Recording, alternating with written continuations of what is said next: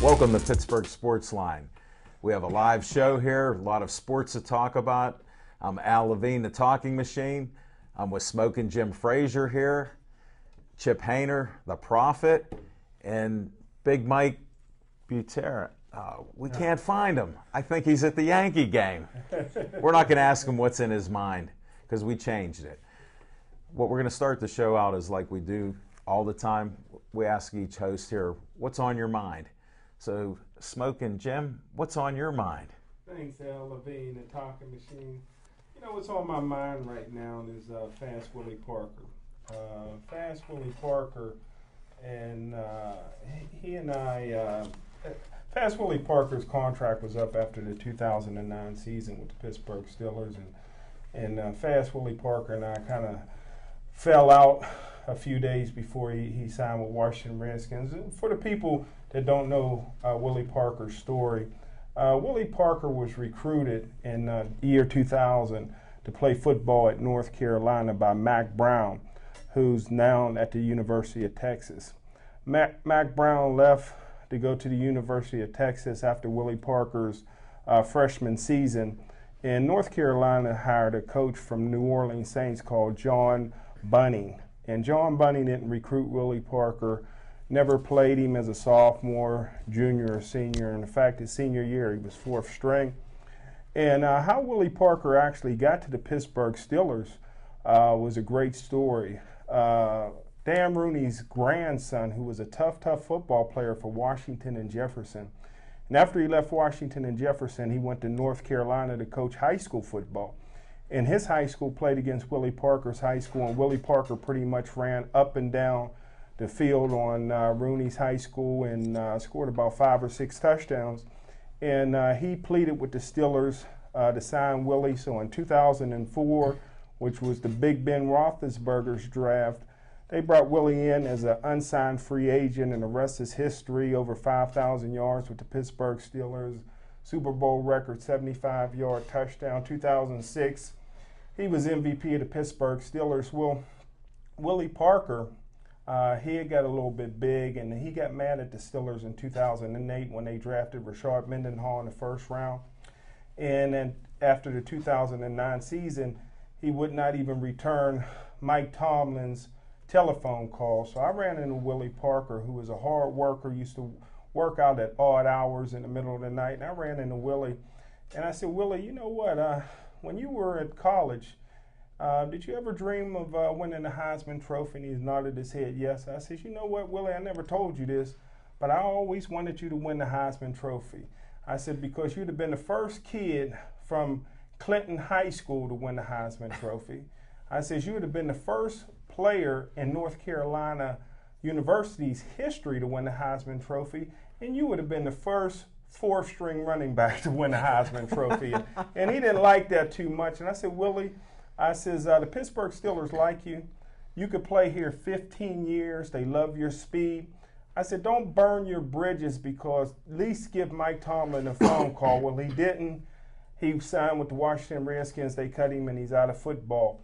And I brought that up because on ESPN, they're starting to run a series on 30 for 30, and it starts this week called Broke.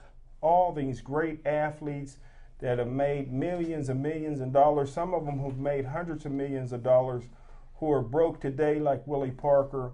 And if you watch that show, like the Vince Youngs and the Allen Iversons, who are broke right now, it's probably because most of them have burned bridges along the way. So don't burn your bridges. That's what's on my mind. Thanks, Smoking Jim. Good insight. Very insightful there, buddy. Thank you, sir. Nice.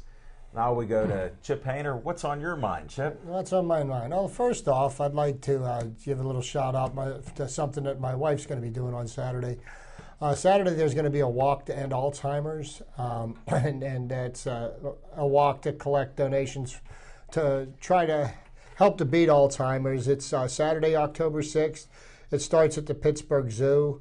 And it is a really good cause. If anybody, has got elderly parents, or they probably know somebody that's been afflicted with this condition. Personally, myself, my mother is, and this is a subject that's close to my heart, and it is worthwhile.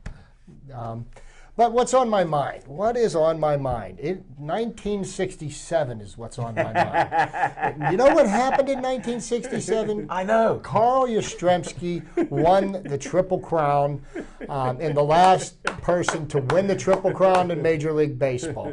He led the league in home runs, average, and RBIs. And as of last night, Miguel Cabrera of the Detroit Tigers took over first place in the American League in home runs. He leads the league in RBIs and in batting average. Something that nobody thought would ever happen again is right on the verge of happening. Now, 2 games have got to be played tonight and tomorrow night, and I'm sure Cabrera is going to be in the lineup. I mean, because that's the right thing to do. If you're going to win this thing outright, you need to. They don't all do the right thing. Sorry to interrupt you, but they don't all Josh do that. Hamilton is the only one that could probably give him a run for his money, because Josh Hamilton is breathing down his neck on the home run. And Josh Hamilton earlier this year, he was just absolutely destroying pitching in April and early May, and he was the early odds-on favorite. And Miguel Cabrera came from out of nowhere, and to think that something like, I thought we'd never see somebody else win a Triple Crown, just like I'm fairly certain that we're never going to see anybody break Joe DiMaggio's hitting streak. If you get a chance, find a game on cable, watch the last 2 games of the year. It's something to follow. But that's what's on my mind. It's a significant event in baseball, and I think it should be recognized. Great point. And he's batting .329, 44 home runs, 137 RBIs. 137 RBIs. Wow. So just that in itself, and really the only thing he's in doubt is possibly the home runs. Right. Well, right now he's got the lead. So, right. I mean, he could hit another one tonight. But, Detroit's also got their playoff spot already wrapped up. It'll be hard to see, but I'm sure Leland will play him, as Leland is, as we've talked about before. Right. And this one's from Mr. Big Mike Butera, is old school. and speaking of Mike Butera, since this isn't what's on my mind, but Mike's watching the Yankees right now as we speak, so we still have our Pittsburgh teams to talk about. And I want to touch on the Alzheimer's. My mother died due to complications at the age of 55 in 1988 with Alzheimer's. And there was no history of it in our family or anything, and that's a great cause. We do believe in it. Chip and Stephanie, kudos to you for going out there and doing it. And the other thing, like when I talked to Stephanie last night, she said, how much better is it to get into the zoo free and you can do something good? So it's a nice combination there. And as you guys all know, I do a lot of fundraising. I thank you for listening to all the Hugathon stuff. It'll be back next year. We'll talk about that at another time. And then my friend Smoking Jim, he didn't know he's my straight man, but I'm working with a company called Building Bridges for Business. It's a 501c3, and they do everything to help small businesses. If you're thinking about it, or if you are in business, they can get you help. And they also have a conflict of interest there, because next Tuesday they have their big event. And there's people from all over the country there. There's a lady named Sue Malone who's helped 41,000 people like us start businesses. Wow. Get from $5,000 to $25,000. She's worked with the government to get a program put into place, and she'll describe that. They have franchises there. So anybody that's interested, it starts at 4:30. So you guys, I can get you in free, and here's what I have permission to do. I'm the Community Relations Director of Building Bridges for Business. Anybody that'll go to the site, you can register for free. Mention my name. It's a $20 fee. It's at the Fairmont Hotel, guys, in Market Street down there. Wow. There's free parking for you. So we can go down there, we can eat, talk to people. Maybe they'll loan us some money for a business venture. And you guys can do that stuff free, but it's a really cool thing. This Linda Handley is the founder of it. She also does things called Coffee With. And she has, believe it or not, she has a monthly tweet chat with experts. You can tweet, and Smoking Jim, he's all over social media. I still got this old school phone, and I call it the dumb phone. But you know what? I can text, I can take a picture, and I can answer calls. But this is a great event, and I just wanted to tell you guys about it because it's an opportunity that doesn't come up too often. Speaking of smartphones. Yeah. Then the other thing is, I helped a lady who's actually brilliant with pets and a human-animal bond. And what she come up with is this concept with a pet magazine in Pittsburgh. And we just hit the streets a couple weeks ago, and we're getting great feedback. So anybody that likes pets, I'm not charging you for advertising today, but you can call up anytime there. Go to the website, and in 2 weeks, she's going to have a website that's 10 times better than what she has at least. And you guys will be amazed at the resources for animals, people that are in business to help small business here. Here's another lady that we're partners on doing this in the community. So these are some good things that are out there. There's so much negativity, and I'm not even getting into politics. I don't care what side of the fence you're on. You got to do something to get out there and help people in your community. Instead of talking bad about them, let's get out there and do some work. Anyhow, what's on my mind with sports? We can talk later about this stuff, fellas, but there are free tickets there. All you need is your name and email. Go to buildingbridges.org. Put a picture of Michael Vick on that pet magazine. No, we have a little XP. It's in red. But we are going to be at the Pittsburgh Pet Expo, November 2nd, 3rd, and 4th. And you have Pugtoberfest on the 13th. So there's different events that you can go to. And there's a cat looking at you, Batman. It might be Catwoman. Hey, anyhow, getting back to sports here, guys. Thanks for listening for the infomercials there. It's all good stuff. What's on my mind is Pitt was off, the Steelers were off, so I'm watching a football game, and it turned into a basketball game. And I'm watching teams go up and down. It wasn't really football. It looked like an arcade game. It looks like a game that my son plays, the Madden games, where they're playing with all these players and they're scoring like crazy. And Geno Smith was just unbelievable because there was no defense. He was hitting 80-yard passes like I throw the ball 2 yards. I mean, it was unreal. And here's the stat that blew me away. He had more touchdown passes than incompletions. Wow. That's something rare. And Chipper brought this up on our other show. Shout out to Level 20 for letting Pittsburgh Sportsline be at Level 20. We appreciate that too. But anyhow, Chip brought out that he's for the whole season, he has more TDs than incompletions. I don't think he has an interception. No, he has no interceptions this year. And those 80-yard touchdown passes he threw on Saturday were really 3-yard outs. And no, there were a couple long ones. You missed the game. Okay, Come on. Because most of what I saw was guys running without being tackled. There were 8 Nobody on TDs. the defense got their uniform dirty, and I can't understand how either defensive coordinator has a job. I'm just saying. Well, and that was their first game in the new conference, so it makes you wonder what happened to the conference out there. Hey, But that's what's on my mind, fellas. And we got some business at hand here today, Chipper. Yeah. A little wrap up on the Pirates season, and it certainly was a disappointing one to have continued the streak for the 20th year, and it's 20 years of futility. And all of us here were hoping for better things this year, and it looked like that's the way things were going to be as late as mid-August and even getting into early September. But the wheels fell off the bus, and the Pirates disappointed us all. But, right now, I say, never mind. Yeah, Never mind. And in the spirit that we made this bet at the beginning of the year, I am going to be paying Mr. Levine because I said You're a man of your word, the Pirates buddy. were going to win 82 games, and it looks like they've lost 82 games. So I'm going to save this for our bet next year. But, in retrospect, and I know a lot of people right now are mad. They want to fire Clint Hurdle. They want to fire Neil Huntington. They want to fire Bob Nutting. They want to fire the ushers. They want to fire everybody, even the guys that paint the lines on the field. When you're able to sit back and objectively look at the season and look at the good things that did happen out of the season, the Pirates made another step towards respectability. Yeah, sure, we were 16 games over 500, and we're now under 500 with no chance of breaking 500 for this year. And and then that's a collapse of epic proportions. Let's Historical not, also. Let's not downplay the fact. But when you're able to sit back and think about where were the Pirates in the beginning of October in 2010. Here's a team that had 57 wins, 105 losses. We're the absolute worst team in baseball. We're an embarrassment. I go to a couple of dozen games every year, and I sat through some of the most painful baseball that I ever watched. The players didn't care. The manager wasn't interested. I mean, it was a horrible thing.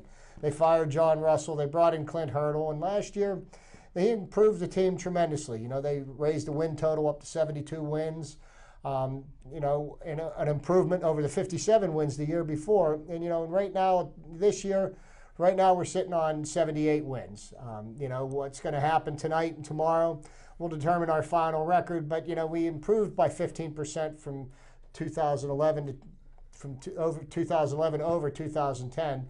And we improved in 2012 over what we did in 2011. But of course, you know, we had one of the biggest collapses in baseball history, which kind of really puts a bitter taste in everybody's mouth. Yes. And, you know, and it put it in mine too, because there's nobody that wanted to see the Pirates succeed more than I did. But, you know, you have to look at, okay, where they're at now and the direction they're headed, and, you know, you got to allow them the chance to try to work this out. Now, you know, if another collapse seems imminent next year, I would implore the Pirates management to pull the trigger and terminate the manager at that point. I would at least give them the opportunity to work over the problems that they've had this year over the winter. And the problems, everybody knows what they are. You know, we didn't hit with runners in scoring position. You know, we couldn't throw anybody out trying to steal a base. The pitching staff collapsed. Inconsistency, you know, straight across the board. You know, there's just a whole lot of areas that need improvement. But on some of the brighter notes, you know, we brought Sterling Marte up from our you know, AAA affiliate, and it looks like, you know, he's a bona fide major league ball player, and I think he's the kind of ball player that will progress faster playing at the major league level than he will at AAA. And you know, so we're going to go through some growing pains with him, but he's just such an amazing raw talent. I think that the only way that he can get better is to play against the best. You know, obviously he was a far cry better than most of the people he was playing with in AAA, and I think ultimately that would inhibit his progress. So, you know, there's some positives to be taken from this. You know, we found a gem in A.J. Burnett, and an unbelievable trade at the beginning of the year that everybody's scratching their head saying, why did they make this trade? Oh, they're such fools. Mm-hmm. But you know, he stabilized the pitching staff through most of the year. You know, obviously it had its problems, and you know, they're going to work on bringing in some new arms and you know, finding out what they need to do to get James McDonald's head screwed back on straight, because for half the season this guy was pitching lights out. I have a theory, Chip. It's not his head that's screwed up. He had a tired arm. The kid gave everything he had that first half of the season. A.J. Burnett had him focused like you couldn't believe. Look at how he didn't take time. When he's going around lollygagging around on the mound, he's not focused. He would go there within a couple seconds he was pitching. When he got tired, you could see. Smoking Jim's an expert on how athletes perform and the heart that they have. You see those type of things, right, Smoking Jim? Sure enough. I mean, that happens. So, I mean, and then how do you get over that? Well, and that's the thing, because, you know, he's a professional, and this is what he chose to do. And, you know, okay, now, you know, all these guys have the talent to make it to the major leagues. They're all amazing ball players. You know, 9 out of 10 people that go into the minor leagues never even make it to the majors. So the guys that make it to the majors really have something special. What do you do once you face adversity? Do you try to tackle that monster, or do you just give up and let it run over you? You know, it'll be interesting to see what's going to happen now, because the ball's in his court, and he can't point the finger at anybody other than himself. And he, you know, it's either he's going to become a major league pitcher, or we're going to find out that he's going to be on, you know, on the waiver wire. Or here's the other alternative. One way or another, we get an answer. Chip, here's the other alternative. It just blows me away. I don't know if it's bad luck, good luck, or whatever it is, or there's a curse in Pittsburgh. But look around the league. How many players do you see couldn't hit here? Look in Toronto. Who's our man Batista up there that all of a sudden he could hit home runs? I mean, we have guys all over the league. It's like we're a farm system for them. Now we have good players that can compete, but look how these guys are even performing on other teams. Yeah, and you know, isn't that amazing? And it is amazing. And you know, I hear everybody talking about, you know, Bob Nutting, how he's, you know, destroyed this franchise, but you got to take into account he took over controlling interest in the team in 2007. Okay.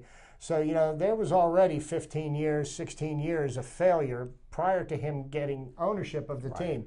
He's not responsible for all the mistakes that were made in the past, and everybody keeps on bringing up all the people that we traded out of here or the hangers-on that we overpaid.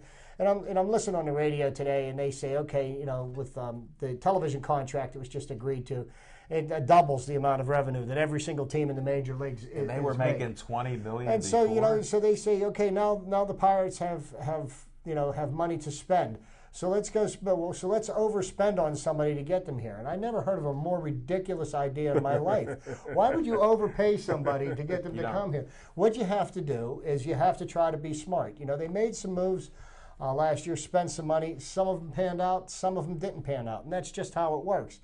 You know, at least they're not throwing gobs of money at people that they're getting absolutely no production out of. You mean like Matt Morris, Derek Bell? Guys like that? Yeah. That's what sticks in the Pirate fans. I got to give you credit. Shout out to Mike Vint, your biggest fan. Mm-hmm. He's not going down with the Pirates. This guy's bringing them up. Chip's all over that. So just so you know, this is for Mike out there. Yeah. Hey, Mike, and I'll tell you what. I'm going to renew my season ticket package for next year. Okay, because now's not the time to jump ship, and when the Pirates are the hottest ticket in town next year, I'll have my seats all set and polished and ready to go. But, you know, there's going to be a lot of decisions that are made over the next few months, and the team that was going to walk off the field at the end of the day tomorrow is not going to be the same field that takes the field on April the 1st. Right. And that's just, you know, that's the nature of professional sports. You know, you can either do it or you can't, and it's going to be kind of regretful to see some of the guys on the team who you like, good people in the community and everything like that. But at the end of the day, they got to produce on the field, and if they don't, they need to bring in fresh, warm bodies that will get the job done. Do you think Neil Walker getting hurt their chance? Oh, I absolutely think one of the biggest factors into the late season collapse was the loss of Neil Walker, and Neil Walker's bat and just his presence in the center of the infield. You know, a lot of people badmouth Clint Barnes' shortstop, but you know, Barnes' shortcomings as a shortstop were in his offensive production. But I tell you what, he and Neil Walker, I'll say this before and I'll say it again, I think they make the best double play combination in the National League. And you know, teams have to be strong up the middle, okay? Mm-hmm. So that means, you know, we're strong at second and short. Right. We've got a center fielder that can cover, the vast expanses of grass and center field at PNC Park. You know, Marte can cover that lawn. Maybe they'll switch. And left field, because, you know, left field is almost the same size as center field in PNC Park.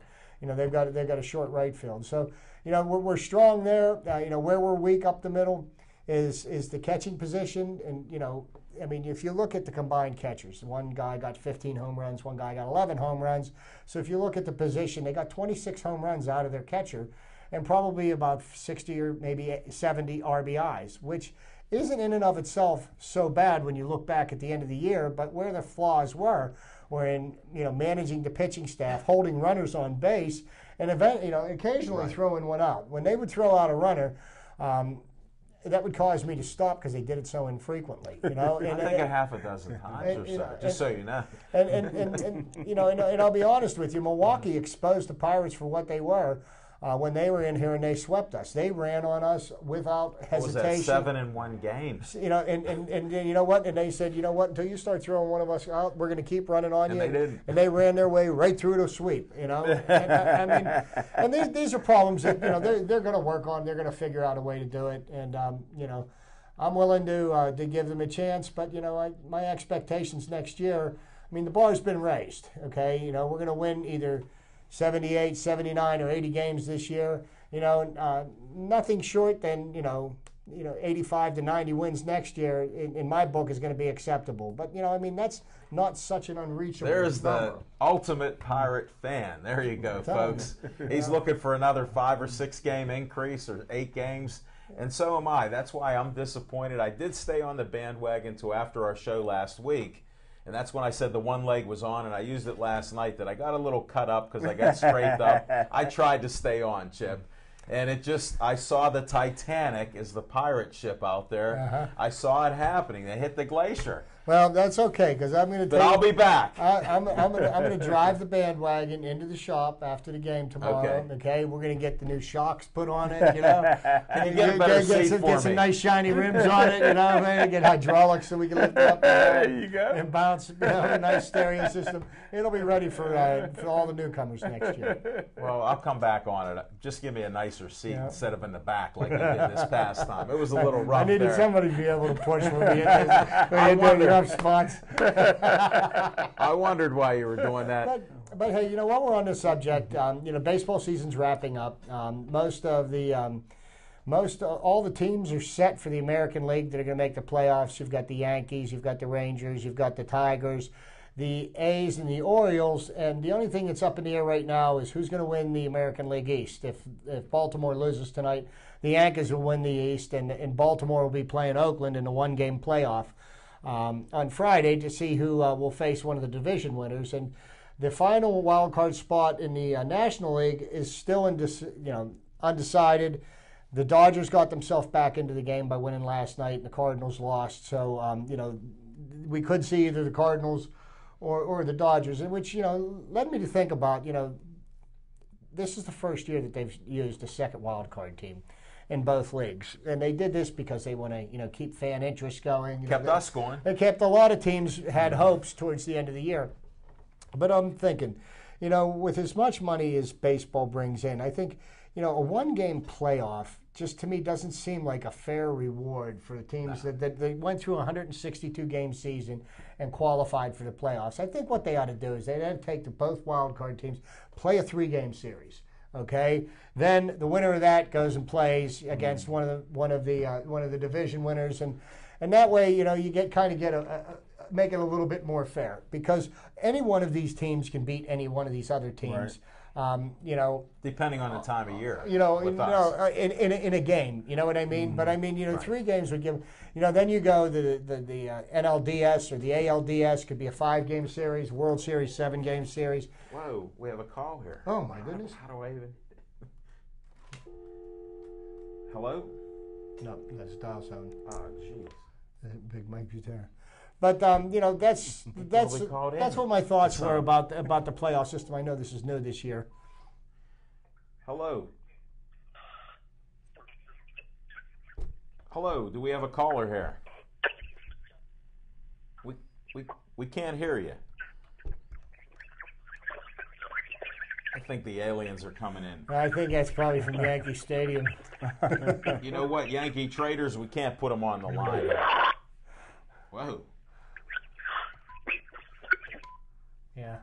I got to get rid of it. So, thanks, caller. Again, 412-831-3304. Thanks for trying to call in twice. We appreciate it.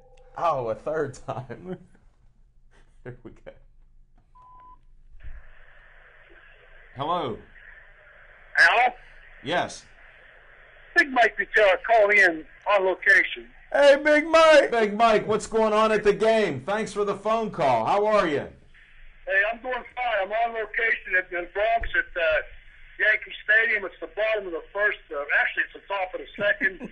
The Yanks are down 2-0. There's a lot of rain coming down. It's more like a mist. But I wanted to call and let you guys know, and the kiddies out there, that I'm okay. Let's try to bring home a pirate. That's for you, Chip.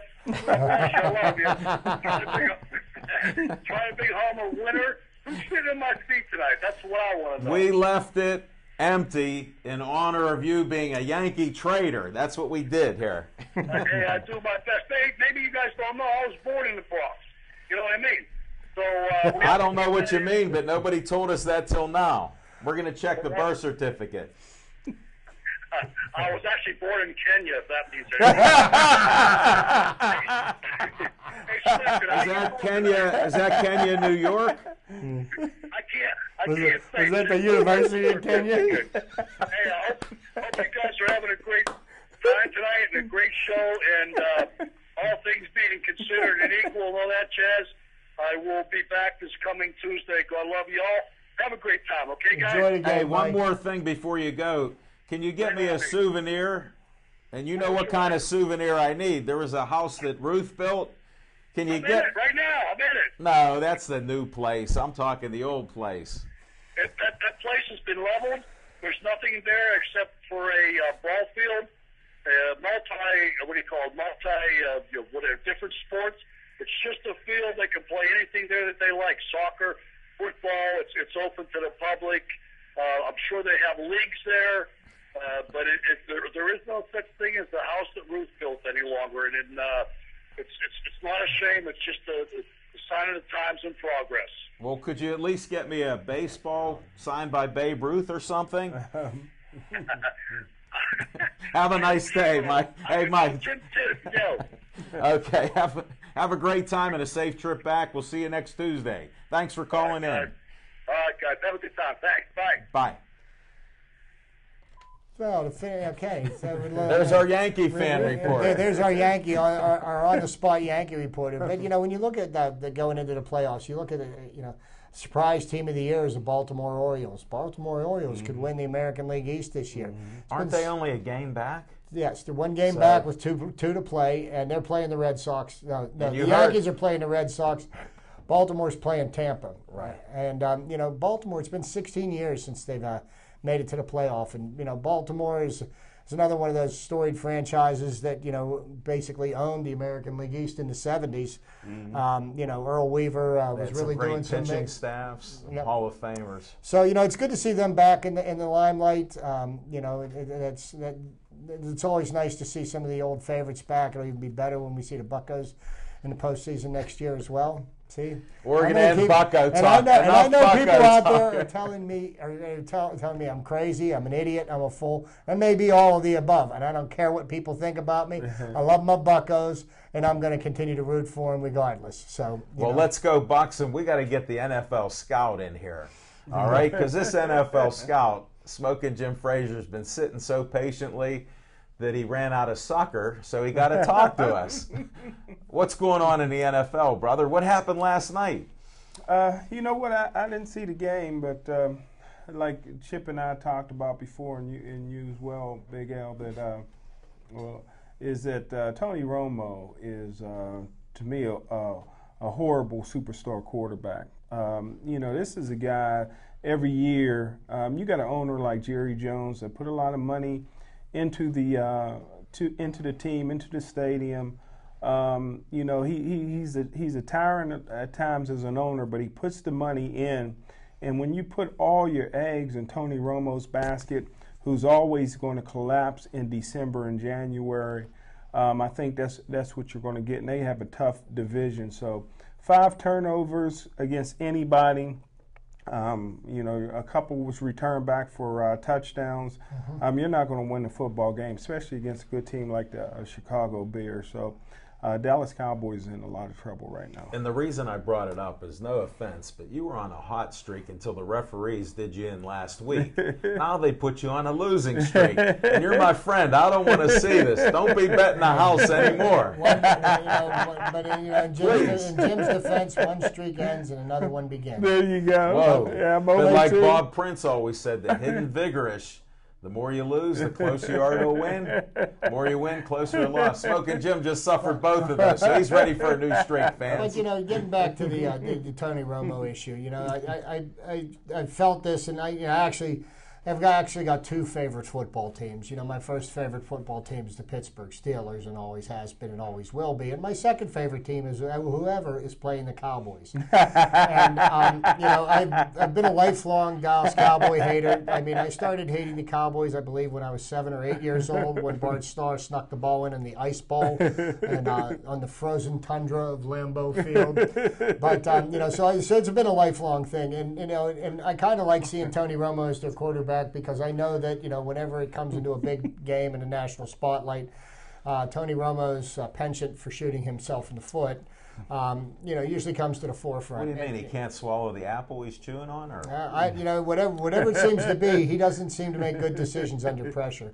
And I think Jerry Jones needs to start looking on via free agency or however he's got to do it. Do you think this could get be it. Romo's last year then? I think, if he continues to play the way he played last night, I wouldn't let him finish out the season as the quarterback. Wow. Smoking Jim, what do you think with your expert NFL eye on that? Well, do you think he could do something Tony like Romo that? will be there another 5 years. I mean, they've bought into Tony Romo as the next Troy Aikman, the next Roger Staubach, the next guy that could win a Super Bowl in Dallas. I mean, Tony Romo is a guy that, for some reason, the coaching staff, the owners, and a lot of the fans in Dallas really believe in Tony Romo drinking the Kool-Aid, so to speak. yeah. So The Dallas he'll be, Kool-Aid. Yeah, he'll be there another 5 years. And then you look around the NFL. Look at all the surprises that we've got this year. There's the Cleveland Browns. They're 0-4. Oh, that was no surprise. But the big Good one.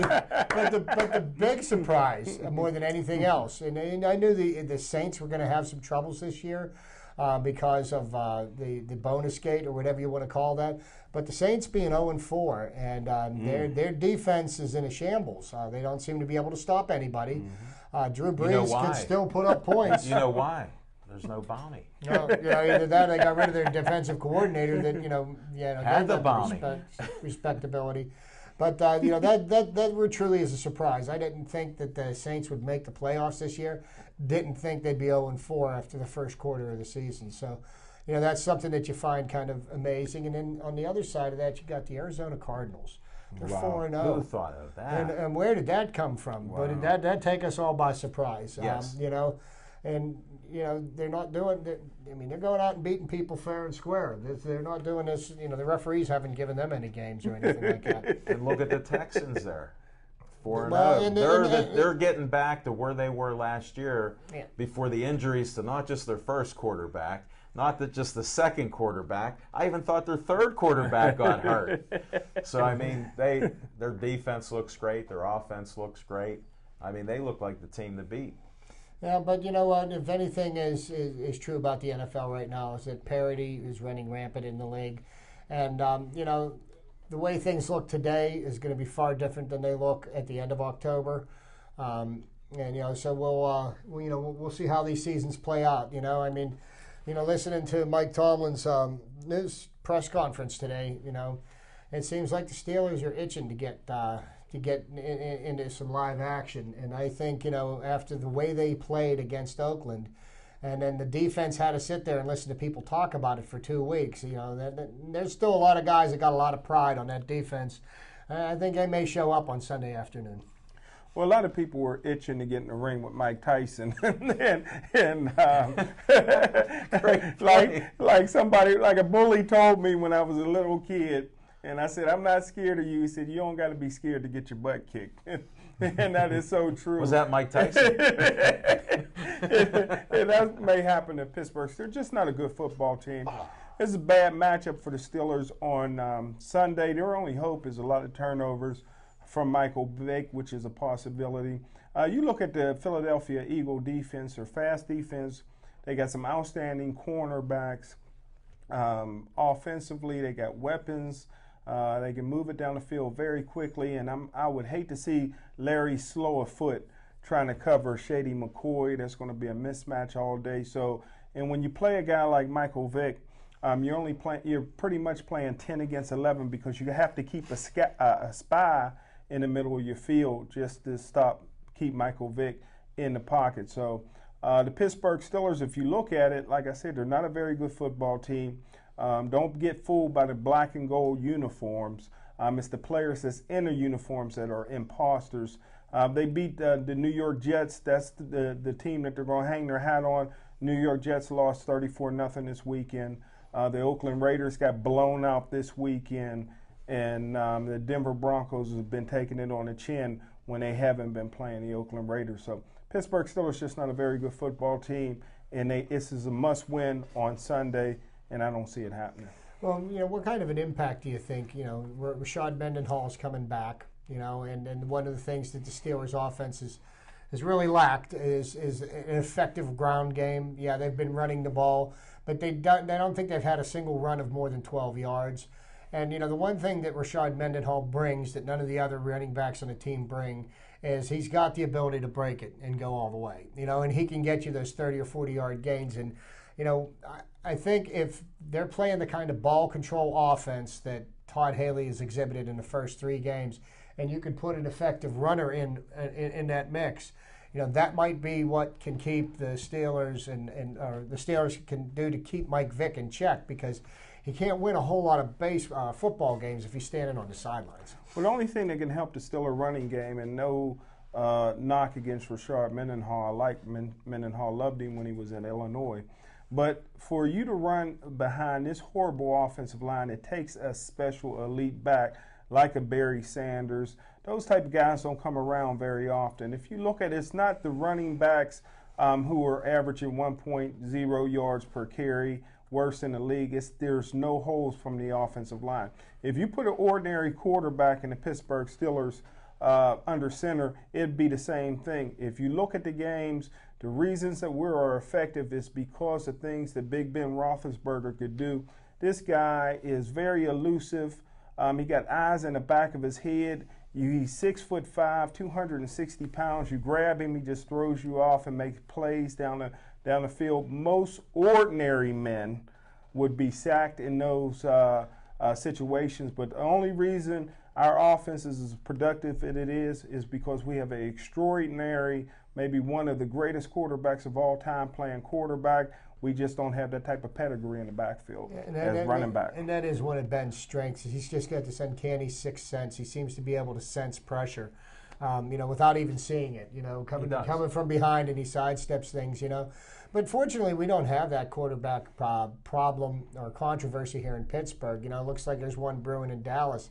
But I'd like to touch on another one that's brewing up in the Big Apple, and that would be the New York Jets. Okay, Mark Sanchez has just been awful, and the only option that they've got is Tim Tebow, and I am still not convinced that Tim Tebow could be a top caliber quarterback in the NFL. He's shown some flashes. He made nice blocks last week. 2 defensive ends, he cut them down. Yeah, he bought Sanchez time for nothing. Yeah, he bought Sanchez time to what? To incomplete a pass to Santonio Holmes. Well, wait, don't we have some bets out here? We didn't make a financial bet, of course, but some guys were saying as soon as the 4th game that Sanchez would play his way out of that. I said 6 games because I was an optimist. He's well on his way. So the 4th game. He's well on his way, and then on top of the fact that both the quarterbacks are inaccurate on their best day, they lost the only wide receiver that they had that's worth anything. Santonio Holmes went down. We don't know how long he's going to be out. They said that there was no structural damage or no fractures on his foot, but they expect him to be out for several weeks. And the Jets just don't have. You look at them. Their running game is, hello, is there a running game in New York? Oh yeah, there is. But they wear the red, blue, and where's Plax the red, blue, and gray. Where's Plax? That would be the defending champion. So. Maybe you could bring Plax back to catch a few. They might need a receiver. He's proven out there in New York.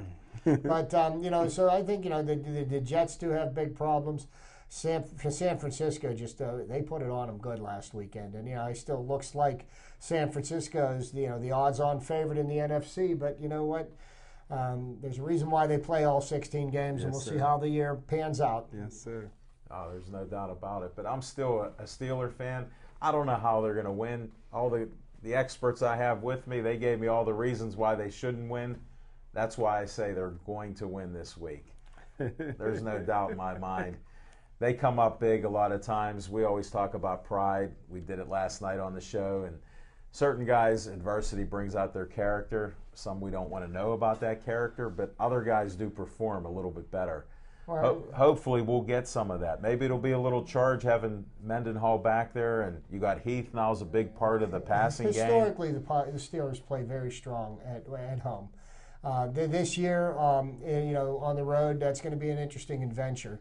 But they usually play very well in front of the home field, with the home field advantage. So, that's why I like the Steelers this weekend against the Eagles. Probably picking against some of my more learned colleagues, but that's just a gut feeling. But I'm a homer. What can I say? We're fans. Anybody that thinks the Pirates are going to win 162 games like Chip does, every game he thinks is a win, and he knows they can't win them all. No, they can't, and that's one thing, to touch on baseball. That 162-game season, it is the great equalizer, because I tell you what, if your team has flaws, they will be exposed by the end of the year. And, for example, the Pirates' flaws were exposed. And, we know what the problems are. Everybody in the world can identify the problems. Okay, let's see what they do about correcting them. And the Steelers got a bad draw.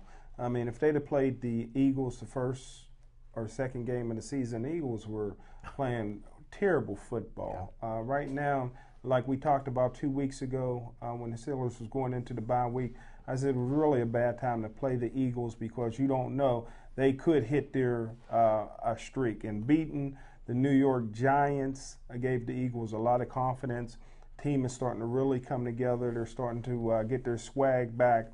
And they're going to come in Heinz Field very confident football team. And a football team that's expected. I mean, don't forget, no matter what happens, the Steelers could lose the rest of their games, and Mike Tomlin will still be retained as the coach. Absolutely. But if the Philadelphia Eagles they have to go to the playoffs and maybe even the Super Bowl for Andy Reid and Mike Vick to come back next year. So that's a team that's hungry. Yeah, it is a team that's hungry, and they did play a good game against the Giants. But let's not lose sight of the fact that the Giants lost that game by missing a 54-yard field goal as Klein was running out that was just short. That ball goes another 3 feet, and you know what? Yeah. And all of a sudden, the Eagles are the ones that are reeling. You bring up a great point. Look at this weekend. How many kickers were on the line for doing that? Look at Conda from the Ravens, 0 for 3.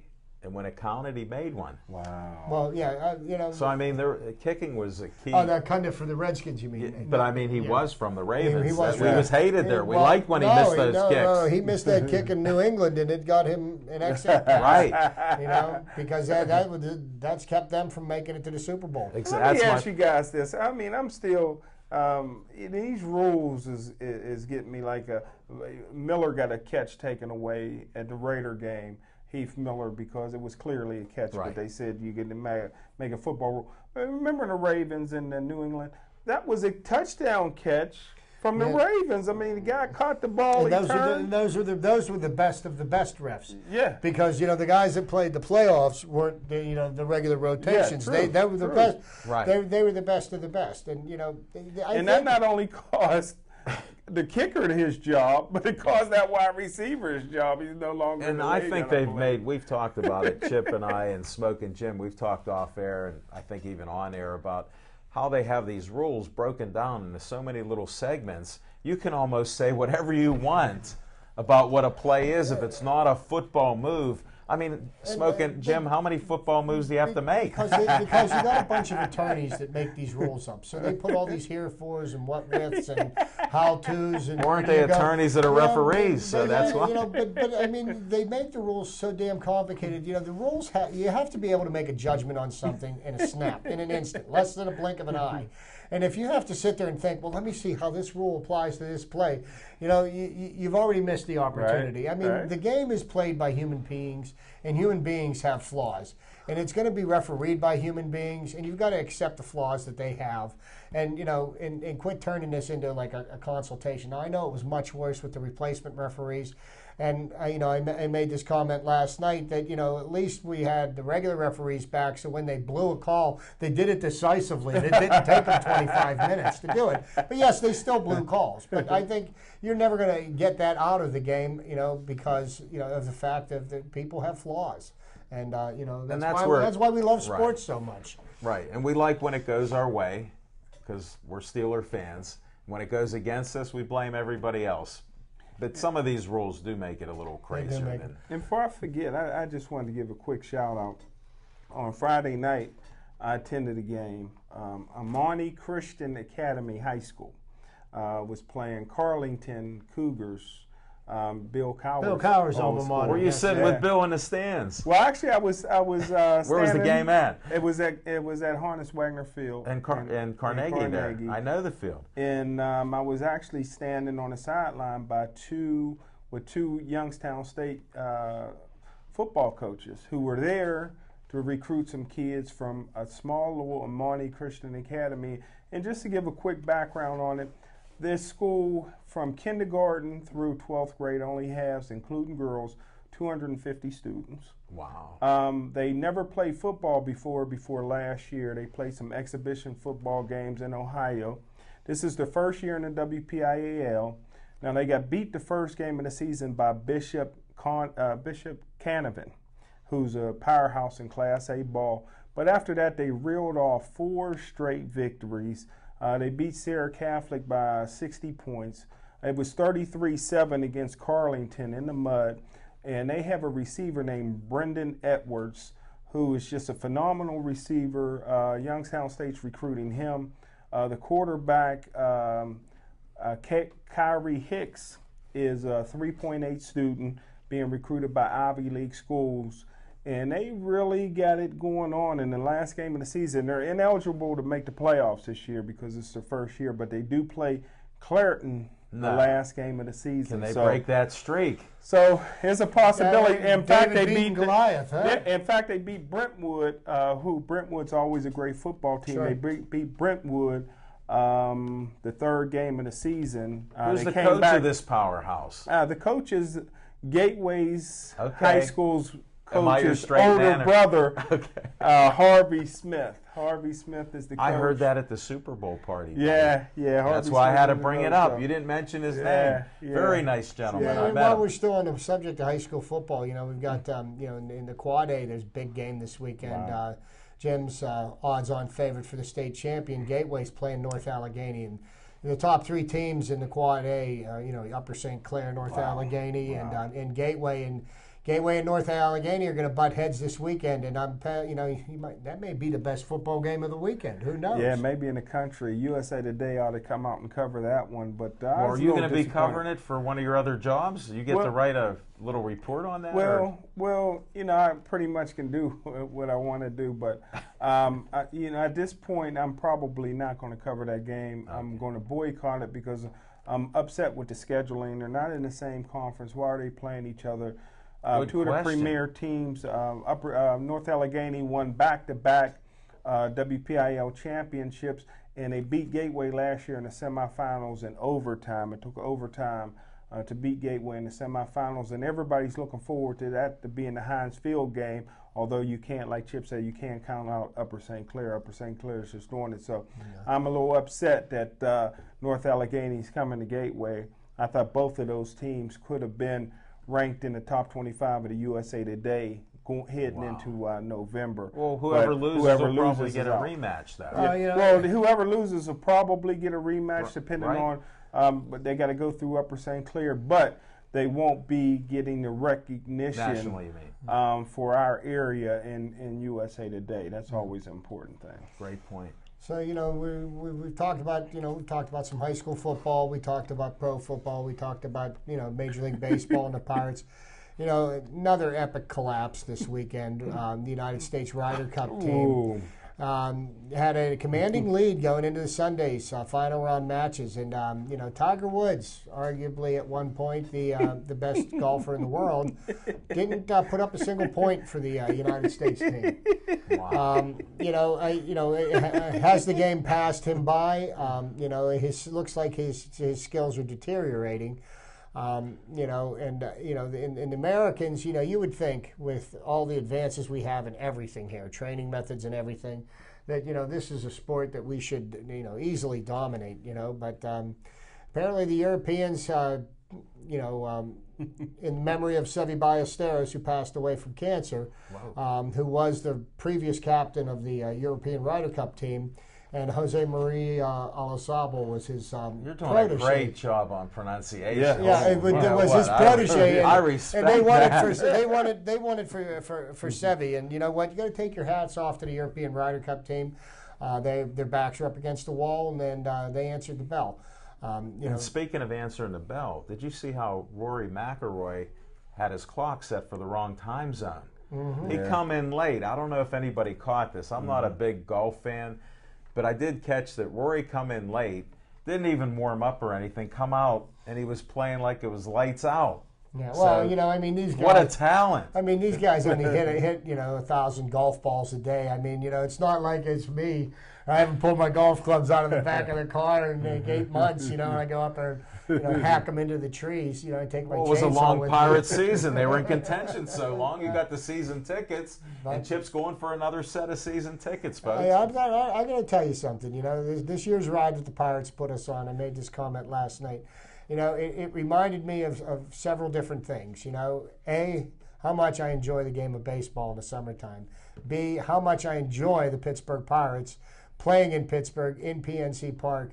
And I tell you what, you go out to the ballpark, spend an evening, watch a ball game. It's a great way to spend an evening in the summertime. I really enjoy it. I've been able to teach my wife over the last 4 or 5 years about the game of baseball, so now she understands it a little better. She doesn't find it as boring as watching paint dry, which is something that she used the comment she used to make previous to that. She now understands the game, and we both enjoy it. And I tell you what, we're lucky to have a Major League Baseball team here in Pittsburgh. Yes, sir. We're lucky to have a professional football team. And I hope we're lucky enough to have a hockey team this year. It took 57 minutes to get to the hockey. That is if the owners can figure this out. I find it laughable that the owners and the players union had to get together to meet today to find common ground to agree on what is hockey revenue exactly. Okay, I didn't agree. Okay, so let's think. The tickets, the concessions, the merchandise. Isn't that all hockey related? Why do they have to have a meeting to decide this? If they can't even agree on what is income, how do you expect them to try to divide it up? It doesn't seem like the owners really want to make an attempt. And there's reports coming out of Canada that they're not looking for the season to happen at all this year. Some people are saying that they feel that maybe the game will be back in time for the Winter Classic. And I think that would be just such a load of crap if they did that, just because they have a national game played on New Year's Day, that they get all that attention. Oh, so we'll get this settled now. Get in the negotiating room and settle this. Right? Get the guys back on the ice. I'm on the record. They saw a model of the NBA and how they negotiated. They're locked out. People want to call it a strike or whatever. They're locked out. Exactly. The owners locked them out. They've lost $100 million. I didn't stutter. They've already lost $100 million with the preseason. So they're hunkering down for a long-term battle. That's enough of that subject. I want to see if Smoking Jim has any picks for us, folks.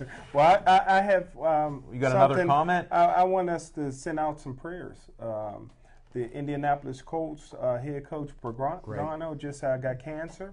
And who is the interim head coach? Bruce Arians, BA. Again, BA has an opportunity to prove to the Pittsburgh Steelers that they never should have fired him. And I tell you what, with this cancer thing, I'm not sure that the coach will ever be back. So this could be Bruce Arians' job long term. So we got to keep an eye, especially if Bruce Arians can get some things out of his young rookie quarterback. He already was smart enough to put T.Y. Hilton, my sleeper from tiny Florida Atlantic, in the starting lineup.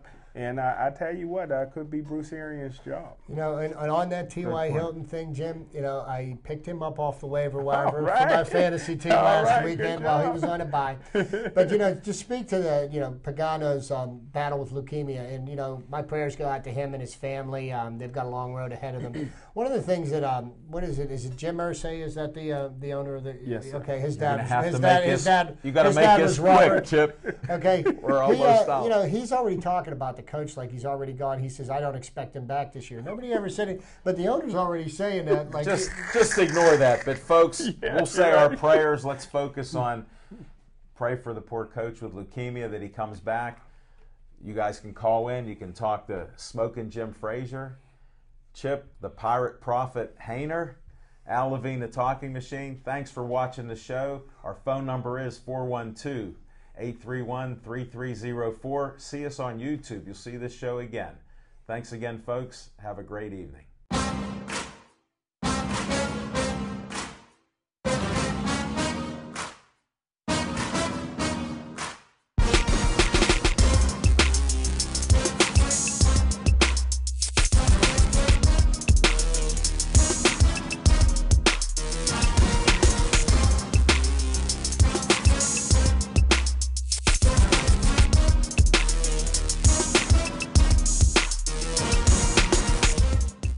In 2011, the CDC reported that 20% of the U.S. population contracted the flu. So do one thing this year. Get a flu shot. It can save your life as well as others. For information on flu shots, contact Tri Community South EMS.